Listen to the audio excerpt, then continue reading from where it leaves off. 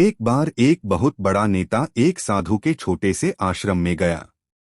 वह साधु के बारे में बहुत सुना था, तो उसके मन में आया कि मैं एक बार जा करके देखता हूँ कि लोग उसकी इतनी तारीफ क्यों करते हैं।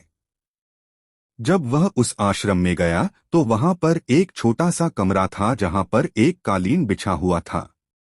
वहां पर कुछ लोग नीचे बैठे हुए थे और साधु जी सामने बैठे हुए थे। कुछ सवाल जवाब चल रहा था। वह नेता उस आश्रम में आया और उस नेता के साथ में 4 बॉडीगार्ड भी थे। और उसकी यह आदत थी कि जहां पर भी वह जाता था लोग अपनी जगह से खड़े हो जाते थे और उसकी तरफ देखते थे, हाथ जोड़ते थे और सर झुकाते थे। लेकिन यहाँ पर ऐसा कुछ भी नहीं हुआ। साधु व्यस्त होने के कारण उसकी तरफ देखा तक नहीं। तभी नेता को कि यह मेरी बेइज्जती है और वह इस बात से गुस्सा हो गया।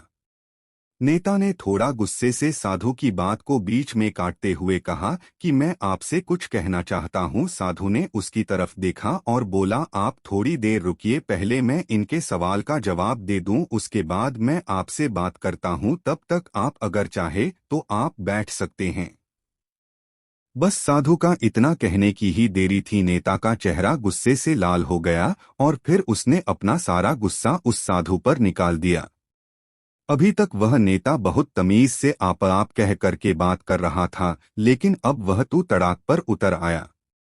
नेता ने उस साधु को कहा, तुझे पता भी है मैं कौन हूँ और तू किससे बात कर रहा है? साधु ने उसकी तरफ देखा और कहा, मुझे इससे कोई फर्क नहीं पड़ता है कि आप कौन हैं, लेकिन आप जो कोई भी है, अगर आप चाहते हैं कि मैं आपके सवाल का जवाब दूं या आपसे बात करूं तो आपको कुछ देर रुकना होगा। और साधु की यह कहते हैं नेता गुस्से से पागल हो गया और वही सबके सामने चीखने चिल्लाने लग गया। अब मैं तुझे तेरी असली औकात दिखाऊंगा। तूने मुझसे पंगा ले करके ठीक नहीं किया। तुझे पता भी है मैं तेरे बारे में क्या सोचता हूँ। साधु ने फिर से नेता की तरफ देखा और बड़े ही प्रेम से कहा कि मुझे इससे कोई फर्क नहीं पड़ता कि आप मेरे बारे में क्या सोचते हैं। आप जो चाहे वह मेरे बारे में सोच सकते हैं। फिर नेता ने उससे कहा कि तू चाहे सुनना चाहता है या नहीं, लेकिन मैं तुझे यही सब के सामने बताऊंगा कि मैं तेरे बारे में क्या सोचता हूँ। तू कोई साधु नहीं है, तू एक बहुत ही घटिया इंसान है। तू एक ढोंगी है, पाखंडी है और यहाँ पर जितने भी लोग बैठे हैं उन सबको बेवकूफ बना रहा है। तेरा बस एक ही मकसद है, इन लोगों की जेब में जितना भी पैसा है वह सब तेरे पास में आ जाए। तू अपने फायदे के लिए इन लोगों का इस्तेमाल कर रहा है और अब मैं तुझे नहीं छोड़ने वाला हूँ।